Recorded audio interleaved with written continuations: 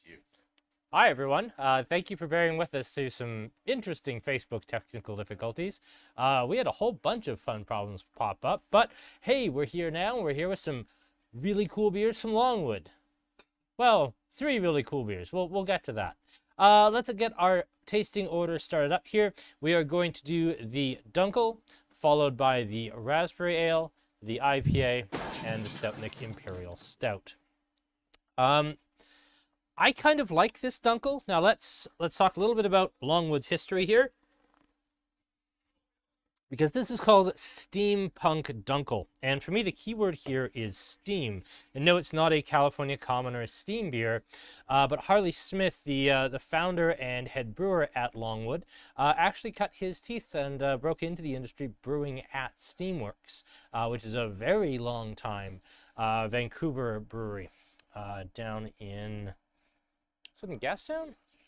Oh, Yeah, anyway.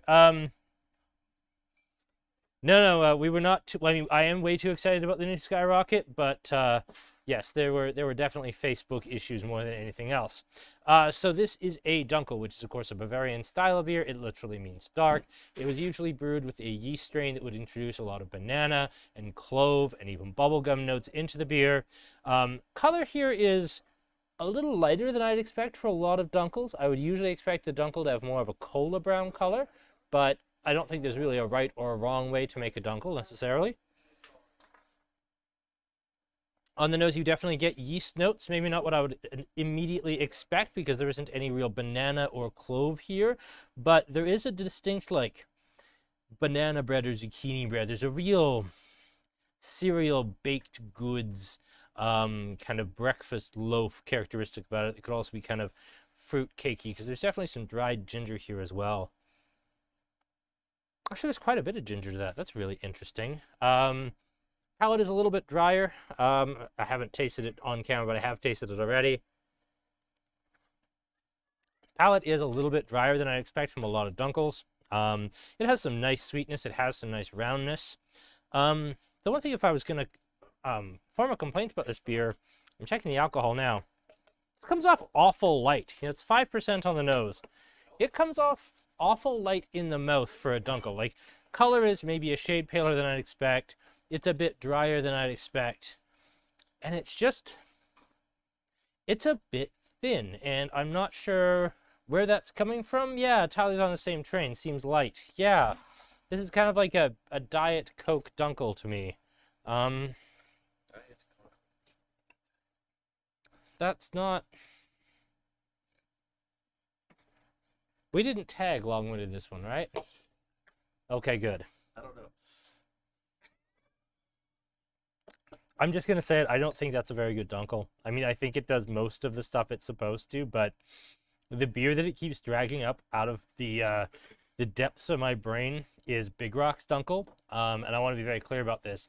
This is when Big Rock tried to rebrand all their craft beers. This is 12-ish, 14-ish years ago, when Big Rock decided they were going to bring back Magpie, and they were going to launch with a West Coast IPA that was terrible. And they brought out a Dunkel, and the Dunkel on draft was actually the one that sold really well for us because the Tongue and Groove 2.0 down here sold tons of that Dunkel on tap. But it wasn't a great Dunkel then, and this isn't a great Dunkel now. It's thin, the carbonation is wrong. It's oddly cardboardy in the mid-mouth. This, I don't think, works. I don't think this works at all. What's the other comment said? Diet Coke's a great read. Was it as mean as it sounded? I think I was just a lot meaner, to be perfectly honest, but I guess you folks are on a 10-second delay, so...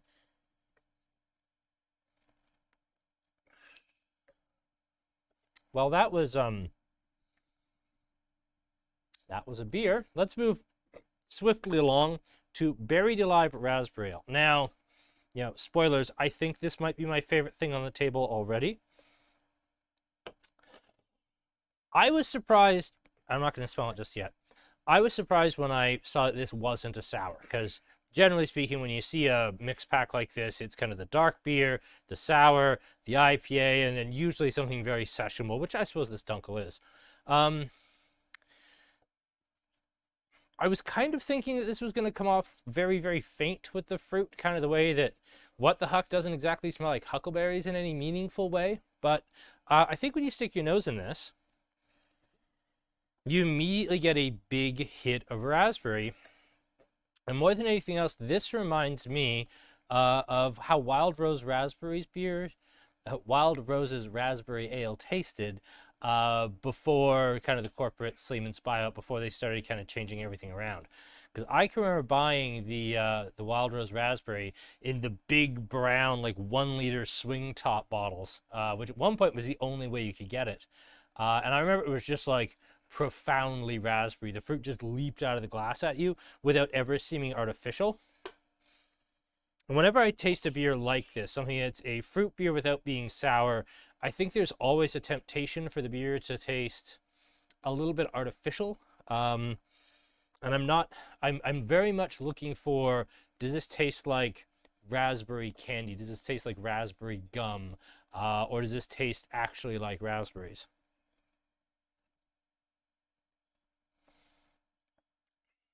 And to me, that genuinely tastes like real raspberries. It definitely has a sweeter, stickier finish, and I'm wondering how much residual sugar is left in this. There's obviously no artificial sweetener in this. Beers aren't made that way, happily, in Canada anymore. But I like that kind of sweeter finish. I'm thinking they must have finished the beer off and then added the raspberries at the end, because that's very, very pretty, and it's got quite a bit of residual sweetness to it. That's good. Yeah. I like it.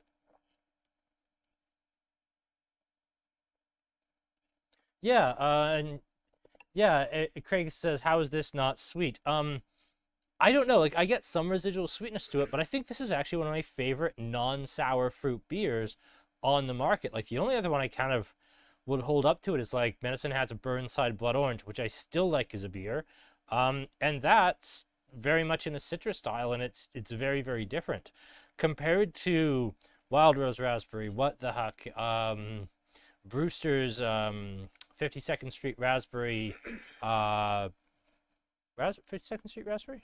52nd Street Peach, and Brewford Blueberry. Those all are sweeter than this. They're not as intense as this. They don't have that quality of like raspberry flesh that this has. I don't know if this is a style of beer that's really contemporary anymore. I mean, a lot of those beers that I mentioned have been in production since the 90s, which makes sense. So is Longwood. Longwood, again, breweries, put some kind of history on your website. That would be fantastic if you could. Longwood actually gets its start in 1999, being just a brew pub. They actually initially wrote some of the growler legislation, allowing growler filling stations in BC, same way I did for Alberta. Been around a very, very long time. Like, there aren't a lot of breweries in Alberta that can make the claim of being around pre-2000. Heck, most of them can't say they were around pre-2014. But yeah, I think that this gets a little bit of a pass for being this style, being that it comes by honestly. They're not trying to recreate something that was, extant in the past, but they never experienced. This is very much a product of its era, and I think that's in this case a very, very good thing. I like how this comes off.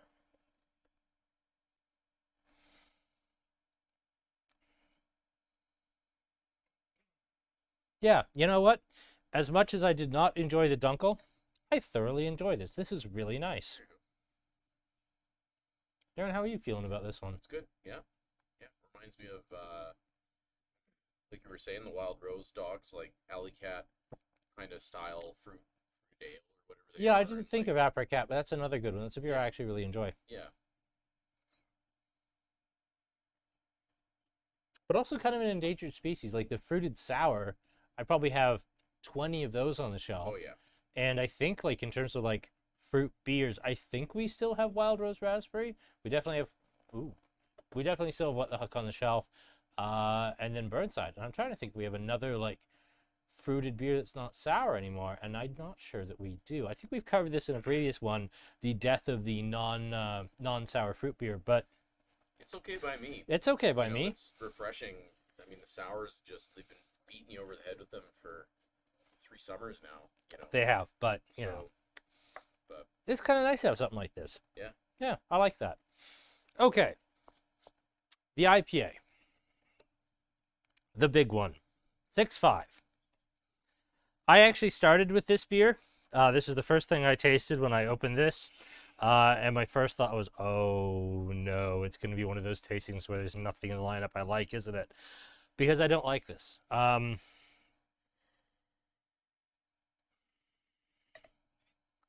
Okay.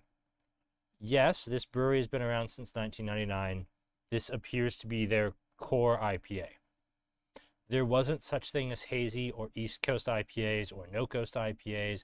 White IPA was like a sparkle in Deschutes' eye with Chainbreaker in 1999. The beer industry was a very different place. Maybe I would have loved this. And I absolutely do see some of the IPAs like Tree Hophead and Central City Red Racer through rose-tinted glasses because of my fondness for those beers at the time. I don't have any rose-tinted glasses for this.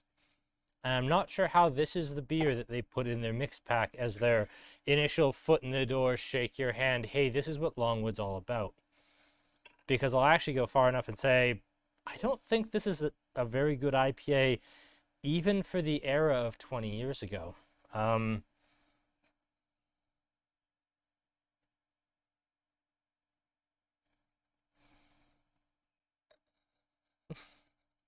Eric's like, settle down. Don't go so hard on this. I don't know. Eric, if you want to step in and defend this beer's honor, I don't. Like, for hundreds of years, pressure has been building for brewmasters to perfect the art of the India Pale Ale. Well, clearly not that much pressure. Has brought IPA home with the big one. A beer destined to become a local legend. BC grown hops and Vancouver Island barley. Yeah, I'm not... Oh, you went slow down. I mean, I could just keep ripping into this IPA for the next half hour quite comfortably, but I don't think that'd really be entertaining for anyone. Okay, and I did want to get into this. What's wrong with it? Why is it so bad? Okay, let's talk about why IPA works as a concept. IPA is a balancing act, and we're going to cut out kind of some of the more wild and crazy, like Phantasm white wine spritzer IPAs, because they're kind of their own thing, and I'm not always convinced those are really even IPAs. Macon's exploded. Eric says it tastes like rotten hay. Oh yeah, this beer is a winner. Sky, it was so bad it killed Sky's little light, and now he's very sad about it. Skylight. The skylight, terrible. Okay, so what makes an IPA? What structurally is important about IPA? It's three things. One, it's a race against time, because the delicate, pretty, hoppy aromas that you put into your beer, they will start dying pretty much 2 weeks after the stuff's been in can. It starts trailing off. IPAs fall apart. More so, actually, the new hazy styles, but absolutely the West Coast ones do as well. Now, along with that balancing act of, okay, we've got to get the hops picked, we've got to get them into the kettle, we've got to make this beer, we've got to keep it very low in terms of oxidation, because the oxidation will ruin the hoppy flavor and bring out a real cardboardy character into the beer. You're also balancing sweetness and bitterness to a high degree. There has to be enough bitterness that the beer remains refreshing, and again, when you're especially talking about West Coast IPAs, bittering hops and flavor hops are a big part of it, and you require both of those things to actually create an interesting, complex IPA hop experience. But because those things are so bitter, you need enough sweetness to actually counterbalance that, and that's why traditionally more old school IPAs tend to have this really nice kind of coppery golden color. That's right on what the actual color should be. Now, of course, over time that's shifted. We got into kind of the San Francisco school IPAs, your Lagunitas, your Russian River Brewing Company, these guys. They came up with very, very pale India Pale Ales that were almost the same color as like a Coors Light or a Kokanee, but they had tremendous care and attention with how they used hops. They would put in the absolute bare minimum of bittering hops and then put all of the hops in right at the tail end to create these incredibly short-lived but profoundly aromatic IPAs that delivered all the aroma and flavor but at the expense of the fact that, again, if an IPA is supposed to be a bitter, sweet, balanced experience, they didn't kind of fit that bill. And of course, as you get into the no coast IPAs and your hazy IPAs, your kind of New England, Vermont style beers, those turn the whole thing on its head. And rather than using the sweetness of, say, a caramelized malt and using non-fermentable sugars, what you're doing is you're either adding lactose or you're adding unmalted wheat, and you're letting either an inefficient conversion process for those sugars into alcohol, or just the straight up addition of lactose that won't ferment unless you use wild yeast to add that sweetness without adding color. And without adding that lightly smoky, caramelly thing that you tend to get from caramelized barley or crystal malt. So why don't I think this is a great IPA? There's three things. One, even if we were saying that this was a right down the middle, absolutely classic, perfectly well made West Coast IPA, what should I be getting? I should be getting like fresh pine and like not cut logs so much, like freshly rubbed like juniper boughs and like pine trees. It should smell like a fresh Christmas tree just as the branches are kind of coming down after you first set up in your house and you haven't gone nose blind to the smell of pine yet. It should have that, and it should be lifted, and it should be almost sparkling. It should be so pretty. And then you should have like grapefruit. You should have lemon drop. You can add in things that are like more in a spice family, or like mandarin orange, or any of those classic old school West Coast IPA flavors. This I get muddled citrus, and it's coming off more like marmalade, and I'm getting bitterness, like I'm getting like hops, but they don't smell like fresh hops. This just smells tired and clunky, and it's not inspiring, you know, any love or joy or appreciation for the style. I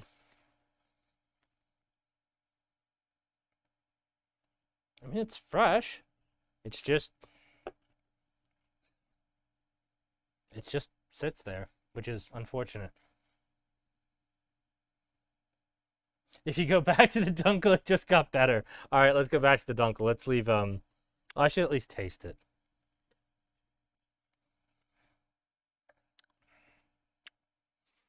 And this is the other thing for me that really separates this. It's very easy, if you're not very good at brewing with a lot of hops, to get very bitter green vegetables. Brussels sprouts, broccoli, cabbage can really come out in the mouth on an IPA like this. And it can also come off a little bit like sulfuric or farty. And that's why when I was a home brewer, I wasn't very good at a lot of IPAs, because even though I was following very good recipes, I'd either introduce a little too much oxygen or something. And this comes off to me as being very vegetal, very green, and not in a nice way. Like, this finishes like Brussels sprouts. Like, that's genuinely unpleasant to drink. Yes, it's bitter, but it's not doing anything with that bitterness. To be an IPA, you have to do something interesting with the bitterness. Okay.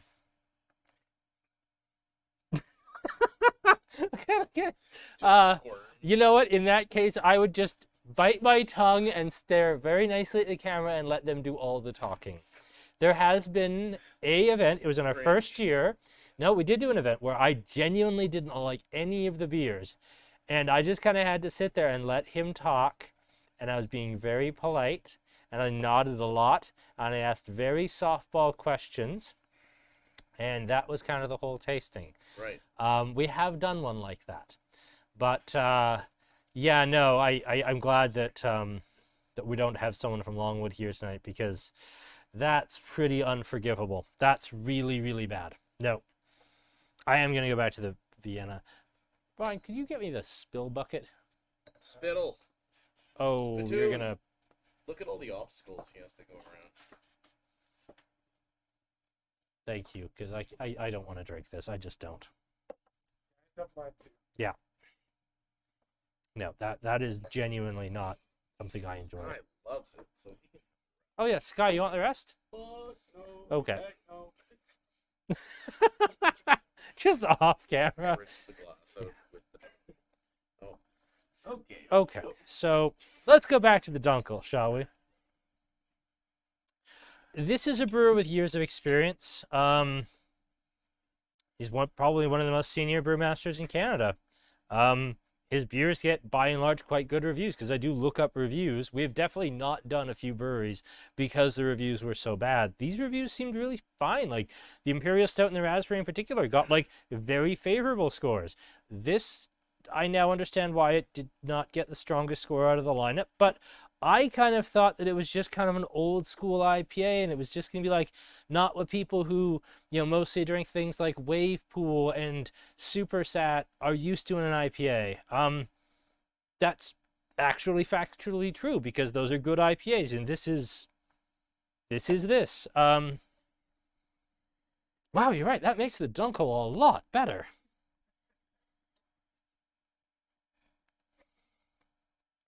I actually get a really nice, like, Demerara brown sugar on this that I didn't the first time.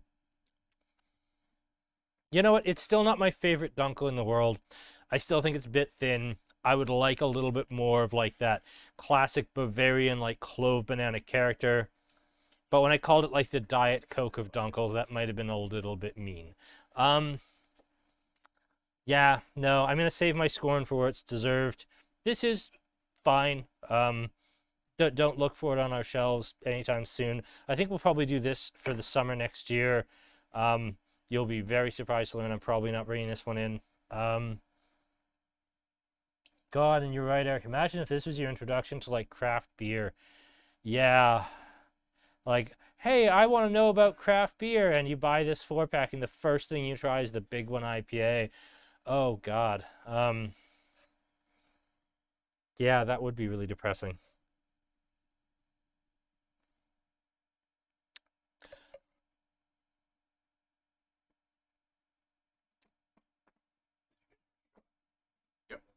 Yep, thanks. Okay. All right, let's try the Imperial Stout here. The Imperial Stout at 7.5. Just a little baby Imperial Stout. So cute. It's doing its best, Aaron. Come on. So this is Stoutnik.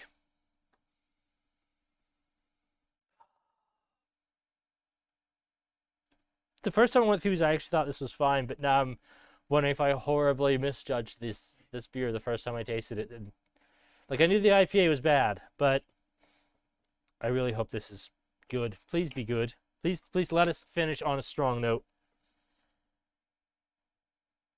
That smells nice. I get molasses. I get smoke. I get a little bit of something that might be like black coffee or an Americano.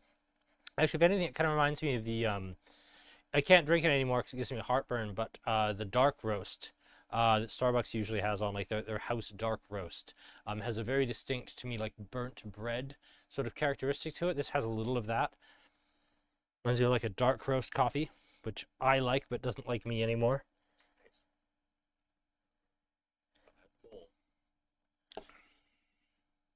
I don't know if that's balanced.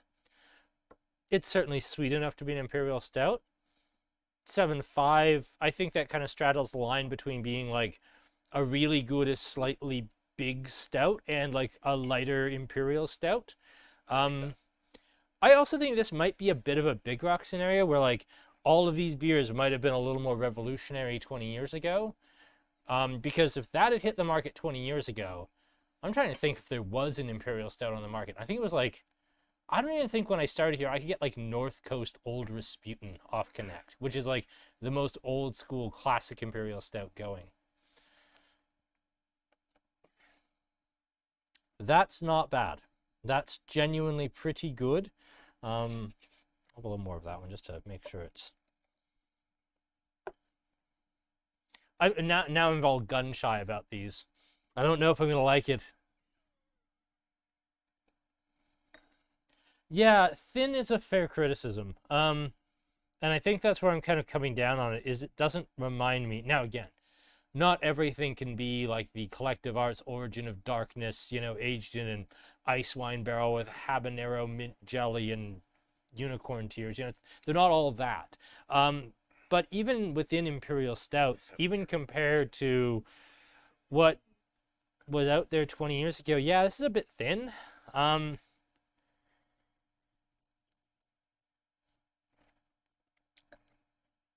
It's a bit licoricey. I like the licorice thing. It's got a nice black licorice, aniseed thing. It's got nice chocolate.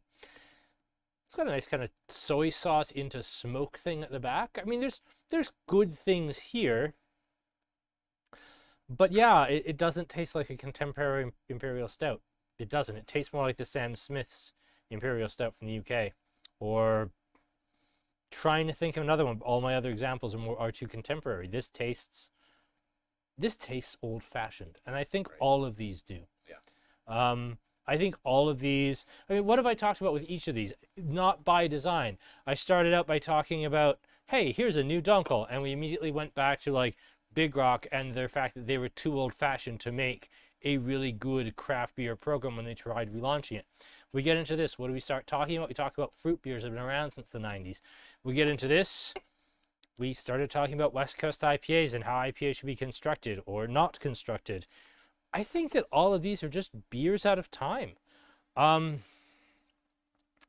Maybe they have a really cool brew pub that does lots of really great, like forward-thinking stuff on tap, and it's really cool. I'll actually give the latter years of the Cooley Brewery here the same kind of treatment. Like their canned stuff was the most boring shit put in a can. It was just absolutely uninspired, insipid trash. But they actually had a better brewmaster than they deserved, and some of his unique one-off stuff that was only sold on tap in the brewery was absolutely fantastic. I think it's a shame, and I think part of the reason, well, there's many reasons why it didn't work, but I think one of the reasons that it didn't work is that all of the really good Cooley beer, you had to drive way out by the casino and park in their weird semi-hotel parking lot to actually drink it. But it was worth the drive. Also, the pizza wasn't very good. But I think I'd have gone there more often if the pizza was better. I like their pretzels and mustard. Years Out of Time doesn't really explain the IPA. No, you're right. I think that's maybe being a bit too forgiving to it because it's just not a very good beer.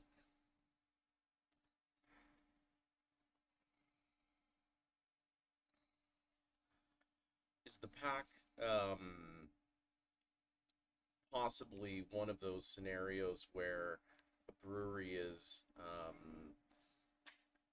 I guess doing like putting it in something kind of like nice and convenient, and they're offloading the things that are, I don't know, maybe taking up space or something like that, you know, like they're These aren't old beers. Like these are not these are not stale. The packaging run on those cardboard holders, I mean, that would have been a fairly big investment. I would think that these have to be, and again, they don't have a lot of history on their website, but like I can look at beer ratings and how far they go back. These are beers that have been, I'm guessing, a core part of the range for a very long time. Yeah. They're kind of the beers that built the brewery, and they are their long-term... 25 years now? Yeah, 23, yeah. And they kind of taste like it. And I'm guessing that that's why they went with those, is they wanted to dip their toe into the Alberta market, and they just misjudged what the market like here is. And this flatly isn't good enough. Right. Yeah. Not for this market. Not in 2022. This would have been fine, acceptable, maybe even exciting in 2004, 2005, when all we really had was like Big Rock and Wild Rose and Alley Cat. This would probably have cut the mustard okay, because this would have competed with Wild Rose Raspberry. There wasn't a year-round Imperial Stout other than like Sam Smith's. The best IPA we were buying then was like Tree Hophead or Central City Red Racer, or if you're a real cool kid, you bought like the Lagunitas Bombers for like $9 in 2005 money. Yeah. And like the only Dunkels were German ones. I think that this would have done very well for us back then. It's just, no, this isn't good enough, flatly. This is the best beer on the table for me, and it's just not good enough. Right. Cue house music, dog. Jesus. Yeah, I'm sorry. It only took 35 minutes, didn't it? Hey, we can talk about the promo for next week, because it is going to be better. Yes. Carried away talking jive. Yeah, so next week we have, I'm sure everybody here remembers when we did the dark lager tasting. Yeah, we did the cabin gloaming and the annex casket letters and the establishment more than rain, and it was all really cool. And then it was like, well, we need a fourth dark lager. We need something, anything. And we picked up Township 24's Meridian Dark Lager because it got okay reviews and it wasn't from a brewery I actively hated. And it turned out being as good, if not better, than most of the other beers on the table. Like, it ran with annex, cabin, and establishment, and that is one of the toughest crowds to hang with going. So I said, okay. Reached out. Mike Braun, who's the president and founder of the brewery up there in Chestermere, said, hey, I'll do a tasting with you next week. No problem. So we're going to do 4 Township 24 beers. We're going to do the Last Cabin Stout. This is one I can never get. Broad Acre Berliner Weiss, the Hijacked Kayak IPA, and the Lost Canoe or Stolen Canoe Pale Ale. So we've got 4 cool beers, 2 kind of pale ales, a sour and a dark beer. And actually, I didn't pick these. I left it open to Mike from Township 24 and said, hey, you pick the 4 beers that you think best represent your vision and your brewery. So this is selected by him as his selection for what he thinks that people down here should try. So that is coming up next week. Aaron, can I have my phone back to see if I got any more questions to answer from anyone? All right, cool. I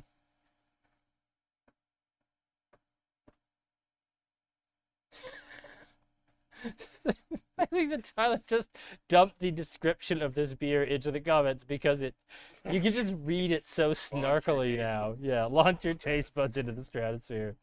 Yeah. Yeah.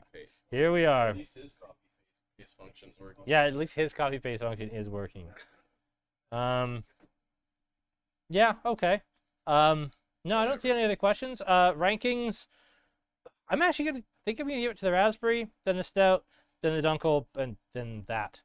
I assume it was Control-C, Control-V off the website, but yeah, it was very quick, wasn't it? All right, folks, speaking of very quick, we're going to be in and out in 37 minutes this week. Sorry for it being a little shorter. I hope we at least had some fun tonight. I would like to remind everyone that no refunds. It's not really a policy. No, if you're really sore about it, I'll refund it. But yeah, we'll call it there for this week, and we'll see you next week for Township 24. I'm Kyle with Andrew Hilton. This has been Aaron and Sky to share the blame from Berg Media. We'll see you in 7 days. Good night.